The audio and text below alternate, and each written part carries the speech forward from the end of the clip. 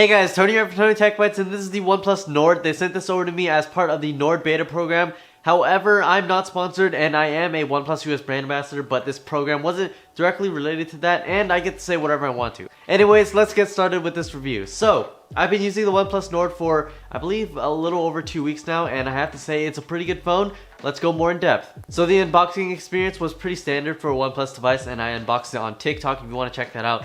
I'll probably just link to the video in the description down below. Be sure to follow me there if you aren't already. Anyways, I really like the approach with this box. It's not really a red box like most of the OnePlus boxes. It's more black and blue, and it does look really interesting. So opening up the box, you get to see the phone, paperwork, Warp Charge 30T, the cable, as well as the power adapter, and a plastic case. Like, why? You know, all I have to say is, why does the OnePlus 8 not include a plastic case? But a phone that's cheaper than that, the OnePlus Nord, why does this include one? I'm so confused. Like, I don't want to buy another case if I don't really have to. I mean, and just seeing a phone that's cheaper than the OnePlus 8 include one is kind of like a slap in the face. I mean, it's like you don't care about the OnePlus 8, you only care about the OnePlus 8 Pro that's more expensive, and you only care about the OnePlus Nord because it has more hype and it's a newer device. Anyways, let's forget about the OnePlus 8 case. The display for the OnePlus Nord is a great 6.44-inch 1080p Fluid AMOLED display. Colors are fairly vibrant, and I don't really do photo or video editing on a smartphone, so I'm not going to comment very much on display color accuracy, but you can also fine-tune it yourself if you want to in the display settings. One of the best parts of this phone is the 90Hz refresh rate, and I'm actually shocked to see it on this phone because this is marketed as a budget phone. So a 90Hz refresh rate means that the display refreshes at a faster rate compared to the standard 60Hz, meaning that applications seem a little bit smoother, such as when you're scrolling through social media or web browsing. It's going to look a lot smoother when you're scrolling, and obviously on video I can't really show this very well. But if you do use it in person, you are going to notice a difference. And I personally use a 144Hz display for my monitor for my computer. And I've been using 90Hz refresh rate displays on OnePlus devices such as the 7T, the 7 Pro, the 8, and now the Nord. And I'm so used to it now that going back to a 60Hz display like the Pixel 4a or the iPhone XS or any modern iPhone right now, as I'm making this video, it's just kind of hard to use because it obviously isn't as smooth when you're scrolling through social media, which I often do. So I really hope that from now on most companies have higher refresh rate displays such as Apple, Google, and other companies. Additionally, some games support the 90Hz refresh rate, meaning that you can play some games over 60 FPS and you can notice the additional frames per second. So this should theoretically give you a competitive edge if you plan on gaming. However, if you're gaming on a smartphone, I don't think you really need like the highest refresh rate gaming, because if you were super competitive, if you were doing this for money, for example, then you probably would be gaming on a desktop because you get a significantly better experience, you get more graphical fidelity, as well as even higher refresh rate gaming such as 240Hz displays and stuff. Regardless, a 90Hz refresh rate display does allow you to see things smoother, and some games that do support it do look a little bit smoother because you get more FPS. As for the battery, I have noticed that the OnePlus Nord lasts a full day. I didn't really calculate a specific screen on time because I've been pretty busy these past few weeks just making videos like every other day on YouTube. Charging it is also extremely quick with the Warp Charge 30T. A full charge took around 1 hour. I didn't necessarily take a timer and calculate exactly how quick it took, but I pretty much just plugged it in, waited around an hour, and it was fully charged. As for the cameras, this phone has a ton of them. There's a 48 megapixel main rear camera, which is pretty good. It has optical image stabilization. I believe it comes straight off the OnePlus 8 or the 8 Pro.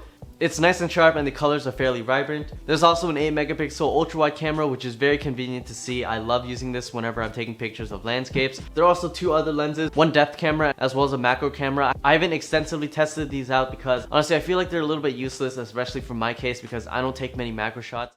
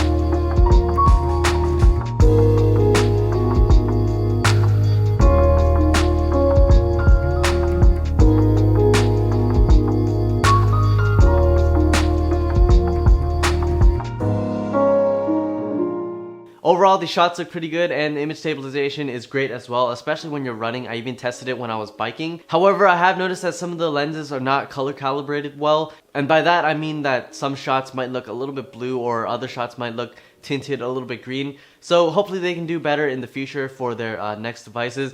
And I know this is a pretty big problem for most smartphones in general because it's really difficult to color match different lenses and sensors because obviously each camera is going to have different components.